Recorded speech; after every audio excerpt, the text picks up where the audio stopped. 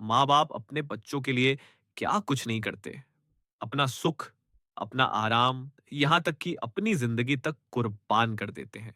लेकिन जब वही बच्चे बड़े होकर माँ बाप को भूल जाते हैं, तो उस दर्द को शब्दों में बयां करना मुश्किल हो जाता है। आज की इस सच्चाई भरी कहानी में आप देखेंगे कैसे एक बाप ने अपने बच्चों के लिए सब कुछ बेच डाला, कैसे एक माँ ने अपनी अंतिम सांस तक बच्चों का इंतजार किया, और कैसे दोनों का भरोसा आखिर टूट गया। गांव के किनारे एक छोटा सा मकान था, जिसमें रामलाल अपनी पत्नी सीता, बेटा अमन और बेटी गीता के साथ रहते थे। परिवार साधारण था, पर खुशहाल था। रामलाल दिन रात मेहनत कर खेतों में काम करता और बच्चों को पढ़ा लिखाकर बड़ा आदमी बनाने का सपना देखता। सीता घर संभालती और बच्चों को अच्छे संस्कार देती। अमन पढ़ाई में अच्छा था और इंजीनियर बनने का सपना देखता, जबकि गीता का सपना डॉक्टर बनने का था। दोनों बच्चों की मेहनत और लगन देखकर रामलाल और सीता को विश्वास था कि उनके दिन भी बदलेंगे। रामलाल गरीब था, लेकिन उसने बच्चों की पढ़ाई में कोई कमी नहीं छोड़ी। खेत बेचकर, साहूकार से कर्ज लेकर भी उसने बच्चों को शहर पढ़ने भेजा।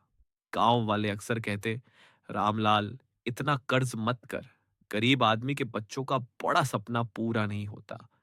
पर रामलाल मुस्कुराकर कहता, मेरे बच्चे ही मेरी दौलत है, यही एक दिन मेरा सहारा बनेंगे। वक्त बीतता गया। अमन इंजीनियर बनकर बड़ी कंपनी में नौकरी करने लगा और गीता डॉक्टर बनकर अस्पताल में। गांव में रामलाल का नाम रोशन हो गया। लोग कहते हैं, देखो, रामलाल ने गरीबी में भी बच्चों को पढ़ाया और आज वे बड़े अफसर बन गए। रामलाल और सीता को गर्व था। उन्होंने सोचा, अब उनकी बुढ़ापे की लाठी बच्चों के रूप में मजबूत होगी। कुछ साल बाद अमन ने शहर में एक बड़े घर में शिफ्ट कर लिया। शादी भी एक बड़े घराने में कर ली। गीता भी डॉक्टर बनने के बाद शहर में बस गई और वहीं शादी कर ली। शुरुआत में दोनों बच्चे माँ बाप से मिलने आते, हालचाल पूछते, पैसे भी भेजते। लेकिन धीरे धीरे मुलाकातें कम होने लगी। अमन कहता, पापा, काम बहुत है, छुट्टी नहीं मिलती। गीता कहती, माँ, अस्पताल से छुट्टी लेना मुश्किल है। रामलाल और सीता समझते रहे कि बच्चे व्यस्त हैं, पर दिल के किसी कोने में अकेलापन बढ़ने लगा। रामलाल अब बूढ़ा हो चुका था। खेत भी धीरे धीरे बिक गए थे। कर्ज चुकाते चुकाते शरीर टूट चुका था। सीता भी बीमार रहने लगी। उन्हें उम्मीद थी कि अब बच्चे सहारा देंगे। एक दिन रामलाल ने अमन को फोन किया, बेटा, माँ की तबीयत बहुत खराब है, कुछ दिन के लिए आ जाओ। अमन ने ठंडी आवाज में कहा, पापा, अभी प्रोजेक्ट का काम है, मैं छुट्टी नहीं ले सकता, आप गीता से कहिए। रामलाल ने गीता को फोन किया। उसने कहा, पापा, यहाँ अस्पताल में मरीज बहुत हैं, मैं कैसे आऊं? आप पास के डॉक्टर को दिखा दीजिए। रामलाल के दिल में जैसे किसी ने छुरा घोंप दिया। जिन बच्चों के लिए उसने अपना सब कुछ बेच दिया, वे आज माँ बाप के लिए समय तक नहीं निकाल पा रहे थे। सीता की तबीयत बिगड़ती गई। दवाई का खर्चा बढ़ गया। पैसे खत्म हो गए। रामलाल ने बच्चों से मदद मांगी। अमन ने थोड़े पैसे भेज दिए, पर साथ आने का समय नहीं था। गीता ने भी कहा, पापा, मैं पैसा भेज दूंगी, लेकिन आ नहीं सकती। सीता अक्सर रोते हुए कहती, रामलाल, हमने बच्चों को इतना पढ़ाया, पाल पोस कर बड़ा किया, लेकिन आज हमें ही छोड़ गए। रामलाल चुपचाप आंसू पोंछ लेता। एक दिन सीता की तबीयत अचानक बहुत खराब हो गई।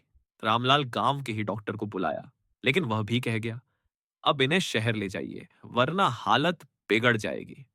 रामलाल ने फिर बच्चों को फोन किया, लेकिन उस दिन भी वही जवाब मिला, हम बहुत व्यस्त हैं पापा, आप देख लीजिए। सीता ने रामलाल का हाथ पकड़कर कहा, मुझे अब कुछ दिन ही जीना है, काश बच्चे एक बार आकर मुझे देख लेते। रामलाल रो पड़ा। कुछ दिनों बाद सीता की मौत हो गई। अंतिम समय में वह बच्चों का चेहरा तक न देख सकी। रामलाल अब बिल्कुल अकेला हो गया।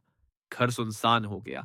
गांव वाले भी ताना मारते, देखा, जिसके बच्चों पर इतना भरोसा किया वही आज पास नहीं है। रामलाल की आंखें नम रहती।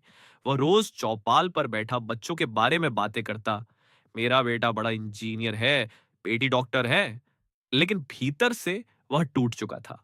कुछ महीने बाद रामलाल भी बीमार पड़ गया। उसने फिर बच्चों को बुलाया, लेकिन कोई ना आया। गांव के लोग ही उसकी देखभाल करते रहे।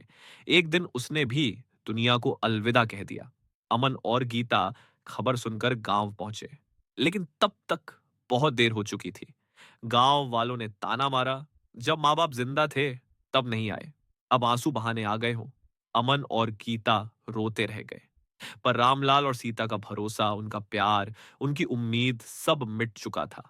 माँ बाप जीवन भर बच्चों के लिए अपना सब कुछ कुर्बान करते हैं, लेकिन जब वे बूढ़े हो जाते हैं तो उनका सहारा सिर्फ बच्चे ही होते हैं। पैसा और काम सब बाद में है, सबसे पहले माँ बाप का साथ और सेवा जरूरी है।